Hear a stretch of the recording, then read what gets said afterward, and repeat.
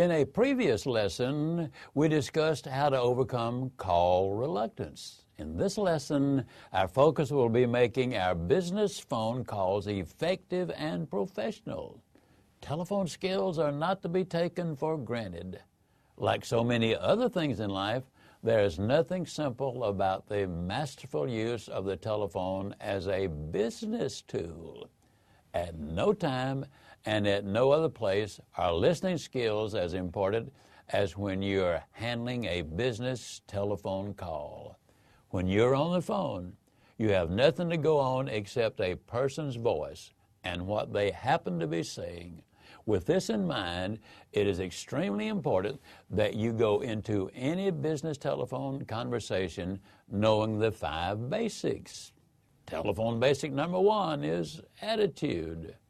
Here's a point that we've already made in other lessons, but it is so important that we'll make it again. Your attitude is paramount. You must project a winning, cooperative, can-do attitude at all times. The key to maintaining a positive attitude is maintaining the perception that every call is an opportunity, not an annoyance. You know you can hear attitudes over the phone. Your customer or prospects can tell if you are smiling, annoyed, happy. Whatever attitude you have is clearly projected over the phone. So put a smile in your voice by putting a smile on your face. Telephone basic number 2 is preparation. Have what you need before you begin. Making your prospecting calls. Have pens, pencils, paper, resource material, computer, anything you're going to need immediately available. When you are making a call, understand your sales objective and leave nothing to chance. Know clearly what you are trying to achieve. Is it a face-to-face appointment to close a sale? To gain permission to send more information? Whatever the objective, you need to have it clearly in your mind before you make the call. Making a sales call with a let's see where it takes us attitude will not consistently take you where you want to go.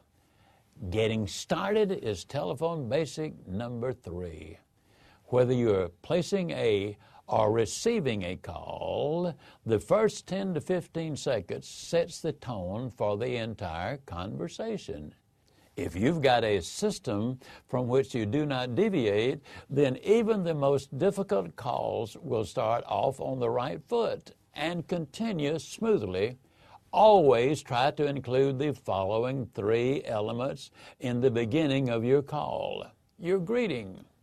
Your company may mandate how you greet your customers. If not, create a snappy greeting that will set a positive tone.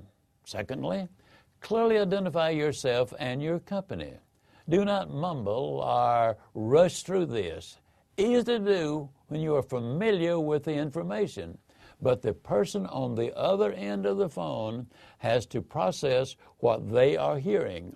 So give them time. And lastly, state the objective of your call. In a previous lesson, you learned about how to use a general benefit statement to gain someone's interest.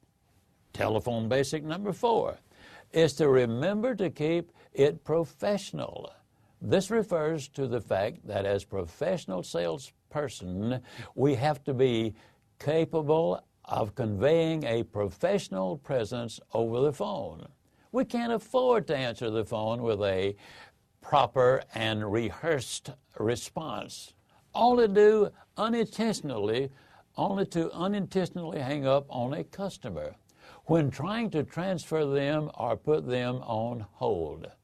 There are several common events that potentially take place during the course of an average telephone call. Take the time to become proficient at them.